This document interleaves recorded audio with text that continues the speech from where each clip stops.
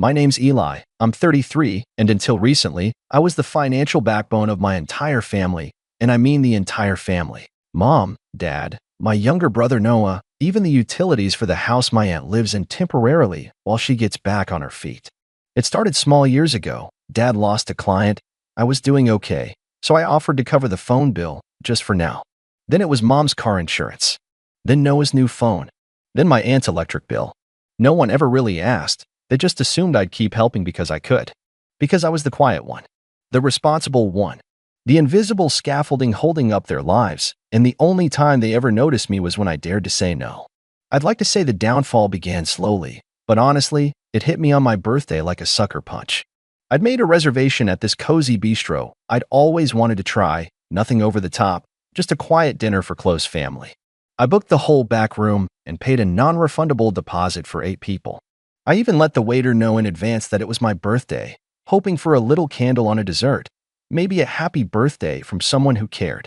I got there 15 minutes early, dressed in the nicest blazer I owned. I was a little nervous, even excited, as I sat alone and scrolled through old pictures on my phone. A photo popped up from my last birthday, a homemade cake I'd baked myself, with "Happy Birthday Eli" scrawled in barely legible frosting. Noah had forgotten. I was lactose intolerant and bought an ice cream cake that year. Everyone had eaten it except me. At 6:30 p.m. sharp, I looked toward the door. Nothing. 6:45. No calls, no texts. I started getting that tight feeling in my chest, like my lungs were too small for the room. At 7 o'clock, the waiter came over, smiling politely. "Still expecting company, sir?" I gave him a tight nod. "Yeah, just running late." By 7:20, I was done pretending. I ordered the steak, medium rare, a glass of wine. I forced myself to savor it, to chew slowly and act like I wasn't alone. I paid the full $2,300 bill in silence, which included the deposit, the unused meals, and the service fee for the private room. The waiter awkwardly boxed up the untouched plates. "In case someone joins you later," he said. I nodded. No one would. As I got into my car, my phone buzzed. A Facebook notification. Aunt Renee posted a photo. I clicked it. My stomach turned. There they were, my entire family. Mom, Dad, Noah, Aunt Renee, even Cousin Jess and Uncle Mike, who never left their house without a petty excuse. The caption read, "Proud of our star." The star was Noah, smiling with a bowling trophy like he'd just solved world peace. They were at a cheap little diner 2 towns over. Someone had even brought balloons. I stared at the screen for a long time. Not angry. Not even surprised. Just hollow. I didn't cry. I didn't scream. I just drove home in complete silence. I parked in my garage, sat in the driver's seat for a while with the engine off, and let the cold creep in. Then I walked into the kitchen, made myself a cup of tea, and pulled out a little black notebook I kept in the drawer next to my bills. It had a list. A quiet, ugly list I'd started a year ago after Noah drunkenly called me our little family accountant, and everyone laughed. There were no jokes in that notebook. Just cold, hard numbers. Line by line, Dad's car insurance. Mom's phone plan. Noah's Spotify premium. Aunt Renee's electric. The gas bill I paid quarterly. I had dates, amounts, even copies of receipts. And next to each line, I had a little checkbox. Some were already marked. When I told Jess last year I wasn't renewing her gym membership, she called me selfish. That box got a checkmark. That night, I sat on the couch and stared at the blank TV screen. The light from the hallway caught the glint of the notebook's spiral binding. I grabbed my laptop. One by one, I logged into every account. No theatrics. No guilt. Just calm, methodical termination. Dad's car insurance. Policy canceled. Mom's phone plan. Deactivated. Number no longer in service. Family Netflix. Logged out all devices. Noah's credit card that I'd co-signed, just to help his credit score, reported as compromised and removed. The utilities? I sent a notice to Aunt Renee. Account transfer required within 7 days to avoid service interruption. I didn't leave a note. Didn't text a warning. I didn't owe them a theatrical exit. I went to bed with my phone on silent and slept like a rock for the first time in months. By sunrise, I had 16 missed calls. By 10 a.m., 38. Most were from Mom. A few from Dad. One from Noah, which I only recognized because his contact photo was still that smug smirk he took at a family barbecue, holding a beer and calling himself the favorite son. I didn't listen to a single voicemail. I didn't need to. Instead, I got dressed, drove to the local park, and just sat on a bench, watching the ducks, breathing in peace, letting it settle over me like a warm blanket. At 11:15 a.m., my phone buzzed again. A text from my dad. "We need to talk. You're being childish. We're your family." I stared at it for a long time. My thumb hovered over the screen. For a split second, I almost replied. But then I remembered sitting alone in that restaurant while my family celebrated a participation trophy like it was a Nobel Prize. So I locked my phone. And for the first time, I didn't feel guilty. I felt free. But that was just the first ripple. Because what I didn't know, what none of them knew, was that this notebook I kept, it held more than bills. It held receipts, evidence, and one very specific secret they'd all forgotten about. The one that would turn their little family system completely upside down. And I had every intention of using it. The notebook was more than just a list of payments. It was a paper trail. A quiet archive of every time I bailed them out, signed for them, or covered something they promised to repay. There were credit card statements in my name that Noah had used just until payday that never came. Screenshots of texts from Dad asking me to just put this month's insurance on your card because his account was locked again. Even my aunt's signature from when I'd co-signed for her to get a reduced deposit on her apartment, an apartment she hadn't paid rent on in 4 months, because she thought the landlord wouldn't evict someone with Eli on the lease. And most importantly, a business loan. A $28,000 small business loan I had co-signed with Dad 4 years ago when he wanted to restart his landscaping business. I believed in him. I really did. But after the first year, he started using the money to pay personal bills. The equipment sat in the garage gathering dust while the payments kept coming out of my bank account. They'd all forgotten. Or maybe they thought I had. They'd taken advantage of my silence, my patience, my need to avoid conflict. But what they didn't understand was that silence doesn't mean ignorance. Patience doesn't mean weakness. And conflict? Well, sometimes conflict just means consequences. It started 2 days later. That's when the electricity at Aunt Renee's apartment went out. I didn't hear it from her. No, I saw it on Facebook. She posted a furious rant about how the local utility company has no compassion and how some people are just trying to survive. The comments section was brutal. She kept replying to people that it wasn't her fault and someone was supposed to handle it. I didn't comment. I didn't like it. I didn't even open the app again for the rest of the day. But I did make one more move. I opened the folder I had on my desktop titled Family Financials and scanned the PDF labeled Business Loan Agreement, Mitchell Landscaping. I scrolled to the signature section. There it was, my name, next to my father's. I'd signed the paperwork at his kitchen table, next to a cold cup of coffee, while he told me he was going to make the family proud again. He didn't. And since then, I'd made the minimum payments, kept it afloat just enough to avoid default, because I didn't want it to ruin his credit. But now, his credit score was about to get a wake-up call. I called the bank. "Hi, I need to make a change to the payment responsibility on a business loan I co-signed a few years ago." The rep was polite. Asked if I was intending to transfer ownership or default. "I'm not paying it anymore," I said calmly. "The business isn't operational. My co-signer has been unresponsive, and the funds have been used for personal expenses. I'll be sending a full fraud report." She paused. "Sir, you realize this will impact both your credit and his." I didn't even blink. "Yes, but only one of us deserves it." I hung up and drafted the email. Attached every document, every message, even screenshots of Facebook posts where Dad bragged about using the business card to pay for a new flat screen. I sent it to the fraud division. Then I exhaled, like I'd been holding my breath for 4 years and finally let it go. That same afternoon, I got a call from Mom. I didn't answer. Then a call from Noah. I didn't answer that either. At 6:04 p.m., a knock came at my door. I peeked through the peephole. Noah. I didn't open it. He knocked again, louder this time. Then I heard him mutter, "Unbelievable," and stomp away.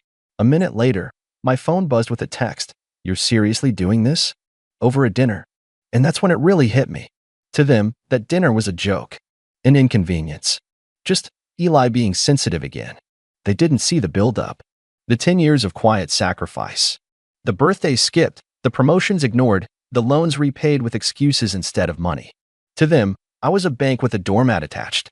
I went back to the couch and turned on the TV, letting the quiet buzz of some random cooking show play in the background while I scrolled through the final set of files in my notebook. There was one last account. Something none of them knew I still had access to: Grandma's estate trust. Before she passed, Grandma left a modest trust fund that she split between her grandchildren. Except, I was the only one who hadn't touched mine. I let Noah dip into his for a down payment on a motorcycle.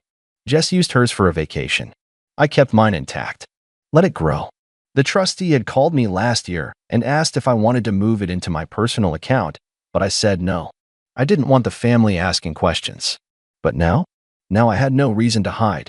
I transferred the full amount, just over $38,000, into my private savings account. Not because I needed the money, but because it was the only thing left they couldn't touch. At 8:30 p.m., my phone buzzed again. This time, it was a group chat, the one called Fam Squad that I never renamed. Mom texted, "Eli, we need to talk. This isn't how family treats each other." Dad texted, "You've made your point. Now undo whatever you did with the accounts. We'll talk it through like adults." Noah texted, "So what? Now you're the villain? All because nobody wanted to eat overpriced salmon on your birthday?" I stared at the screen for a long moment. Then I typed a single sentence: "You'll understand when you're more successful." I left the group chat, blocked the numbers, turned off my phone. But even then, I wasn't done, because I had one more move planned. Something they wouldn't see coming.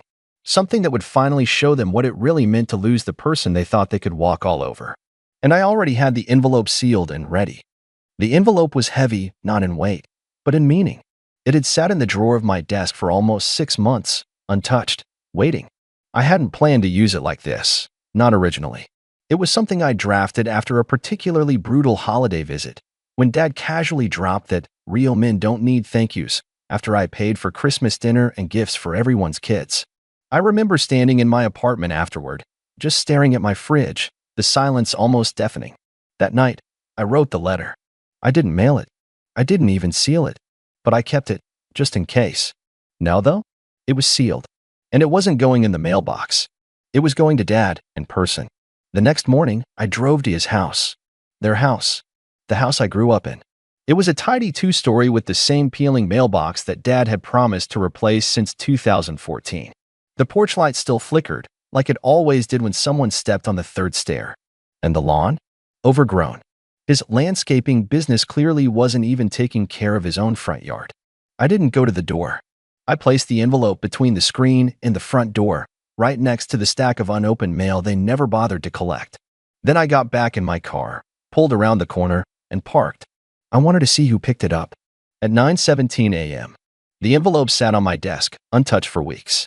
Not because I was hesitant, but because timing mattered. And I wanted this to land with the weight of every year I'd spent being their safety net, their invisible backup plan, their go-to-fixer when their poor choices caught up to them. This wasn't just a reaction to a missed dinner. This was the final chapter of a pattern that had been writing itself for a decade. I had been planning this part long before my birthday, long before the steak went cold in front of me while they posed with Noah's bowling trophy like he'd cured cancer. I didn't just wake up one day and decide to cut them off. I had watched them make choice after choice that left me footing the bill, not just financially, but emotionally, mentally, sometimes even physically. I kept that envelope in plain sight, right next to my laptop. A reminder that I had power now, not just leverage, but clarity and peace. Because what was inside that envelope wasn't a bombshell. It was a mirror, a truth they couldn't escape from once it was in their hands. I'll get to what was inside soon. But first, Noah. He didn't take the silence well. Neither did Dad or Aunt Renee, but Noah was the one who escalated things. He started texting me from random numbers, calling from burner apps. "You're ruining everything," one of the messages read. "We're family. Family forgives." Another one, "You're not better than us just because you got some fancy job and a chip on your shoulder." That one made me laugh out loud. A chip on my shoulder? I had a ledger on my shoulder. At one point, he sent a long paragraph about how he was going through a hard time and that I needed to be the bigger person. Then the kicker: "You owe us." Owe them. That word made something in my chest turn to ice. I owed them? After the rent I paid for my parents when Dad was between jobs for 2 years? After the credit card I opened just so Noah could rent a car for spring break and he forgot to pay it off? After the groceries, the holidays, the school books for my cousin that I paid for when Aunt Renee said, "You're doing well, right?" and smiled like it was charming? I owed them? I didn't respond. I just updated the notes in my folder. Meanwhile, I started getting messages from extended family, cousins I hadn't heard from in years. Hey man, heard there's some drama. Just wanted to say we love you. Polite, careful, neutral. One even tried to probe. Your mom's been really upset. I think she misses you. I replied, she missed my birthday too. I guess we're even. The guilt attempts didn't stop there. Mom left a voicemail one night, just after 11 p.m. Her voice was thick with emotion, like she was holding back tears. Eli, sweetheart. I don't know what happened. I thought we were fine. If this is about the dinner, it was just bad timing. Noah had his celebration already planned and, well, your father didn't know you'd made reservations. We didn't mean to hurt you. Please call me. She sounded fragile, like someone trying to reach through glass. I sat there listening in the dark, the streetlight outside casting a pale glow through the window. I thought about the number of times I'd left her similar messages on birthdays, on holidays, on days when I just wanted to feel like I mattered. She never called back. But now that she needed me, suddenly I was worth a voicemail. I didn't delete it, but I didn't respond either. And the next day, I mailed the envelope. Certified, return receipt requested. Not emailed, not scanned. Mailed, because I wanted them to hold it, to open it, to read every page in their hands, not on a screen they could swipe away from. Inside was a packet of documents, neatly organized, labeled, 3-hole punched. I'd made copies for myself and stored the originals in a safety deposit box weeks ago. The first page was a typed letter. To whom it may concern, this is a formal notification that I, Elijah Mitchell, will no longer be financially supporting or co-signing for any debts, expenses, or obligations pertaining to the following individuals: Mitchell Sr., father; Carol Mitchell, mother; Noah Mitchell, brother; and Renee Clark, aunt. Please find enclosed documentation of payments, account closures, co-sign withdrawals, and transferred liabilities. Any further attempts to contact me regarding these matters will be ignored or forwarded to my attorney. Beneath the letter were spreadsheets, charts, bank records, text messages with dates and dollar amounts, highlighted lines showing recurring transfers from my accounts to theirs, the terms of the business loan, the $7,200 I'd paid toward it, screenshots from the landscaping company's Facebook page, inactive since 2019. But the real bombshell was in the final section, the estate addendum from Grandma's trust fund. I had included an affidavit from the trustee. It stated that Noah had accessed his portion of the trust 2 years before he was legally permitted to, and that he'd falsified an employment verification form to do so, an action that would legally bar him from ever receiving any remaining disbursements or family-held financial assistance connected to the estate. Why did I include it? Because Mom and Dad had promised to even it out by giving him part of mine when I got older. They'd even told me not to touch it yet, so the family could plan it fairly. I smiled when I read those old texts again. Then I printed them and stapled them to the affidavit. Let them try to spin it now. I got the delivery confirmation 3 days later. Then the silence began. Not a single call, not a voicemail, no texts, no burner numbers, no subtweets, no Facebook shade, just silence. And that silence? It was louder than any apology they could have sent. Because silence meant they'd finally read it. But I wasn't done watching the fallout. Because in 2 weeks, the bank was going to report the business loan as delinquent. And when they did, Dad's credit, already fragile, was going to crater. And when that happened, the new truck he was trying to lease in his name, that deal would fall through. And I already knew what day the rejection letter would arrive. It arrived on a Tuesday. I knew this because I'd called the dealership 2 weeks earlier, anonymously, and asked if they required a hard credit pull before finalizing lease paperwork. They did. I also knew Dad had applied for the truck on a Saturday, thinking the business loan wouldn't reflect until after the credit cycle reset. That was his mistake. His other mistake? Still thinking I was the same quiet doormat of a son who'd just keep paying and forgiving while being treated like the family's unpaid intern. I got the first message from a number I didn't recognize. They declined it. You know why? I didn't respond. I didn't need to. That silence had power now. For the first time in my life, I wasn't scrambling to fix things or soften the blow. I was just letting it all burn. Not out of spite, but out of long, overdue necessity. The next day, I stopped by my local coffee shop. As I was sipping a latte and scrolling emails, I got an alert from an old shared Google Drive folder, one I hadn't touched in years. It was titled Mitchell Family Projects. I almost deleted the notification, assuming it was some forgotten doc. But when I opened it, I saw a new file, Eli, please read. Against my better judgment, I opened it. It was a letter. From Dad.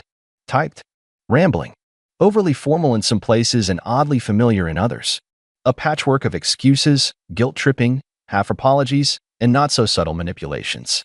I know we haven't always appreciated you the way we should have, but you know how this family works. We survive by sticking together. Sometimes we drop the ball. We've all made mistakes. I don't think it's fair to punish everyone for something as small as a dinner. He called my act of cutting ties an overreaction. He referred to the money I'd spent as contributions. He even tried to pivot the narrative. Noah has been struggling. You're the big brother. If you turn your back on him now, how is that any different than what you say we've done to you? That line made me laugh. How is it different? Because I never laughed in his face while he ate alone on his birthday. I never posted family photos behind his back. I never took his sacrifices and repackaged them as expectations. That's how it was different. And then came the line that told me everything I needed to know about how little he'd changed. You made your point. Now come back. Come back. As if I'd simply taken a dramatic vacation from being their personal ATM. As if this whole thing was just a tantrum. As if they could just hit reset and things would go back to normal.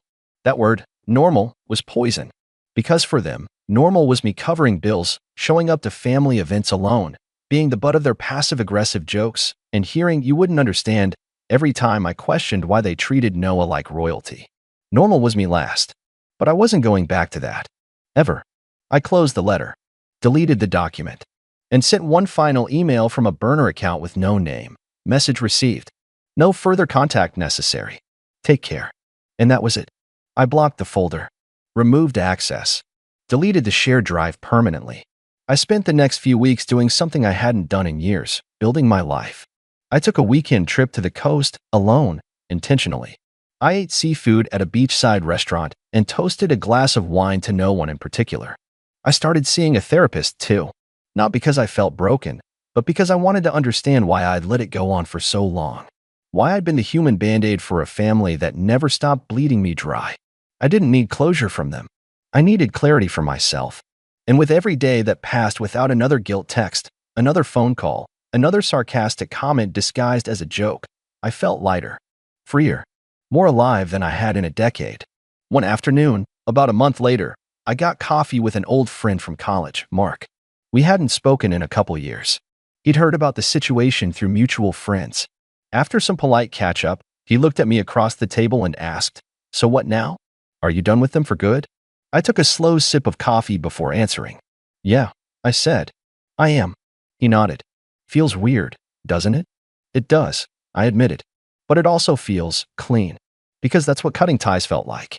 Not dramatic. Not explosive. Just clean. Like I had finally scrubbed the guilt and obligation off my skin and stepped into something new, something quieter, more honest, and entirely mine. And no, they didn't fade away quietly. Of course not. I heard through the grapevine that Noah tried applying for a small loan and got rejected. His landlord apparently called my old number because he'd listed me as an emergency contact. I'd already disconnected that line.